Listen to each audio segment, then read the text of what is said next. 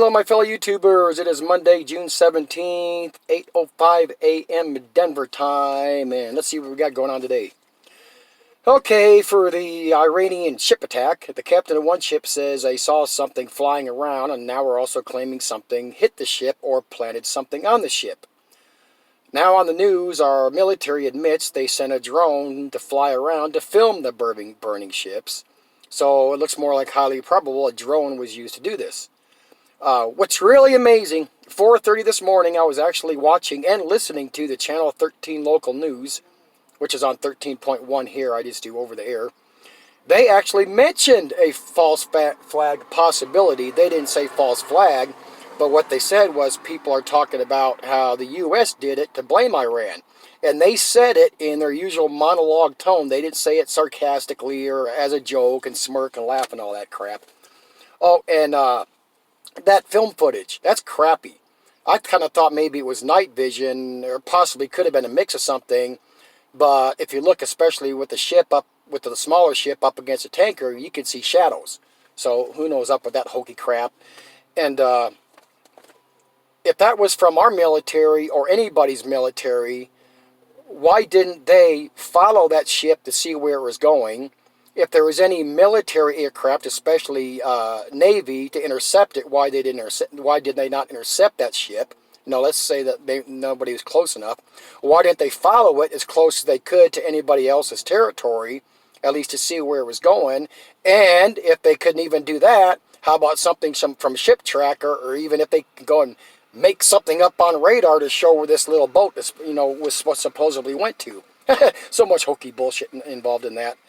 Like I said, why didn't they follow it in one way or another, visually or on radar, and see where this thing went? But of course, we can't do that. Trump, this isn't coming from Trump, this is coming from Trump's cabinet. They want a retaliatory strike. Okay, why? Because if they do a retaliatory strike and Iran fucks up and does one back, saying, hey, we didn't do this, but if they fuck up and do one back, then there's going to be their excuse to go right there. Oh, see, we tried to punish Iran, and now they retaliated back to our retaliation, and no, that hokey crap. So even hypothetically, Iran, if the U.S. military might and trying to get a war going, do something, and Iran doesn't do something back, I'm sure it's already in their plans to do something else and say they did it. It's just, and the videos are going to be coming here as we get closer to the election. If we do have a war going on in Iran, we're going to see the same horse shit we did with other presidents. Oh, they're going to get a war going, so Trump could declare martial law so he could stay in office. So let's just preempt that horse shit right there. Okay, let's jump on to the Walmart closing 17 more stores. The only way, Walmart is hurting as bad as anybody else with the economy. And closing 17 more stores doesn't mean crap, and some are fewer in Canada. I looked to see if there's one here, the nearest one to me in the Springs, because it's not that busy. I figured they would accent that thing. But it's plain and simple that Walmart's people messed up. They should have got into the online stuff like eBay and Amazon a lot sooner than they did, and they would be right up there with them, if not cornering the market. But people are, we're all creatures of habit. I like Amazon. I like, what the hell's the other one? eBay, or buy through Walmart's still cheaper, I believe, for most products, even online. I mean, it's just a fact. Walmart's feeling the pinch as anybody else, and it's going to get worse as these food prices go up. And as these empty, we're already seeing them. Oh, they're going to be used for FEMA camps. So what about those 5 Walmarts that were closed down west and, well, yeah, excuse me, down south, and 1 or 2 east and 1 or 2 west. I think it was in Florida. Something like 4 years ago, there was 5 of them. Whatever happened to them? I've tried to Google. I think there was one that looked like they reopened it. But of course, now the conspiracy would be, well, while they were closed, they dug subterranean levels in there for FEMA and the guillotines. There's been another death in the Dominican Republic in one of the resorts. I believe the lady was 53, 55. I looked it up. I think it was an ABC News article, and her son was saying that the U.S. Embassy said they were not going to do a toxicology report because the equipment was broken. What kind of crap is that? Whatever local equipment, they don't have it there on the island, the resort. You can't, FedEx that crap somewhere else to do a toxicology report. There's something hokey going on there. I don't even think it'd be far-fetched to say they had a serial killer down there who was getting sick and tired of the tourists. There's a Married with Children episode on that where they go on vacation. There's a serial killer in the motel. It's possible. Okay, let's hit John X. I had a comment 2 videos ago, I think, about wondering why John X was hitting the Bible thumping so hard and what he's up to. Well, he just got it in his last video. Time to flee the cities because he is. No, thumpers are just the easiest crowd to milk out of money.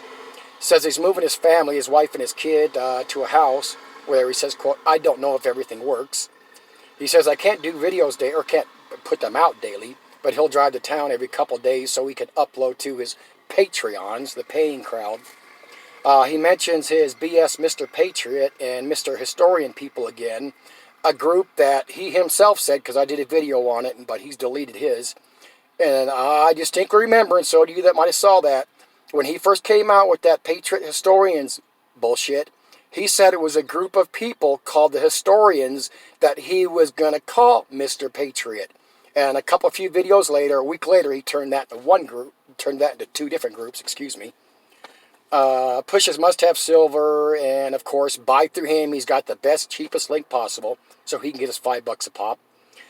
He claims he sold all his silver because he had no money to get this house.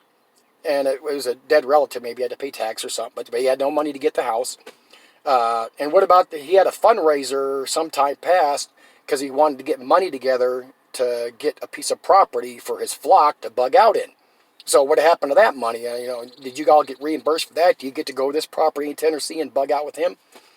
I don't know if he's deleted him or not, but he had a video, and he's sitting in, I believe it was his basement, on top of like a 55-gallon water drum or something, and he was claiming that down there he had $3,000 worth of emergency supplies. And he also claimed, I kind of forget, he had 2 or 3 more locations with just as much. So that's a minimum of $12,000 worth of bug out prep goods that those frickin' morons bought for him.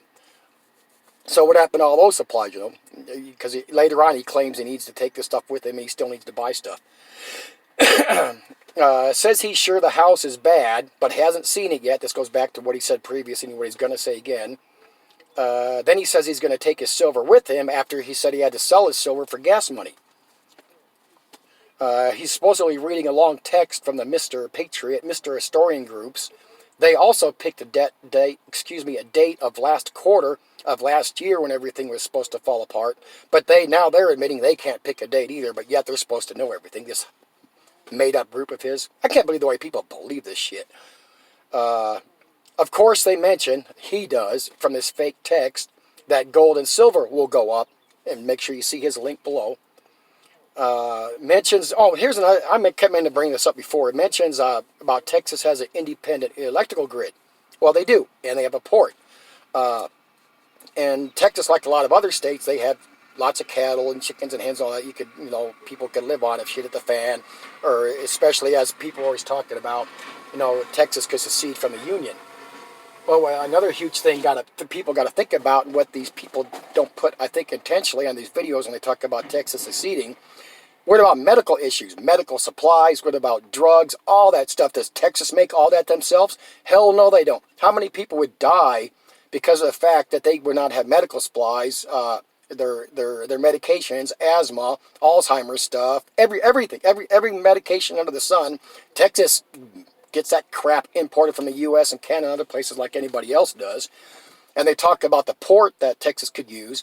Well, if they seceded from the Union and would not the United States government say, okay, you want to play this, we'll play this game. They seal off everything, nobody in, nobody out. Just be like, you can't say Mexico, they let anybody cross one way they want anyway. But you see what I'm saying? If a state were to secede, I think the government would retaliate, say you want to play games, close everything up. You ain't getting nothing in and out. Big issue, medical stuff.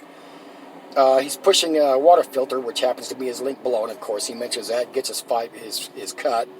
So at $5 a pop, he's got 232,000 subs. Of course, they don't all watch the videos. We said on every channel. Let's say, I don't know, forgot to go look, 50,000 views per video, $5 a pop. If 1,000 people get that, that's $5,000 cash, minus taxes. These people are raking in the dough. They're selling their t-shirts, their hoodies, Patreon, PayPal, chat donations. All these people are making a hell of a lot more cash than they're ever going to admit. Dude, says as soon as he fixes a house, he's going to buy silver with the cash left over. Well, he's telling us repeatedly in this video how broke he is. So how's he going to have money to fix all this stuff and spend the cash left over? He says a property has been sitting there for 2 years. John's supposed to be a big-time prepper. He's supposed to be a big-time bug-out person. This property's been sitting empty for 2 years, and he hasn't gone to check it out or move there yet. By his own admission, he says twice he doesn't know the condition of the place, and yet he knows there's not water. It's all lies. It gets back to pushing Jesus, since the Christian crowds, of course, everybody knows is the easiest to leech crowd. He keeps popping in and out of that Jesus. I think he mentions a Bible in the end. And apparently he's still not going to be working. And why so broke? Why does he need all this cash so bad? Because he's always talked, or quite often he talks about how his military disability takes care of all his bills. So what's going on there? Come on.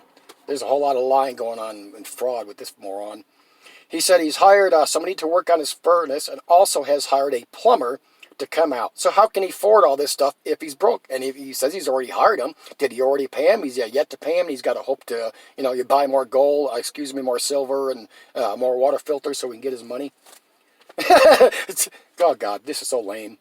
He ends again with if it's not a clean or safe place for his family. So again, apparently he hasn't seen this place or else you know if it's clean or you know if it's clean, how dirty it is or isn't, and if it's safe or not.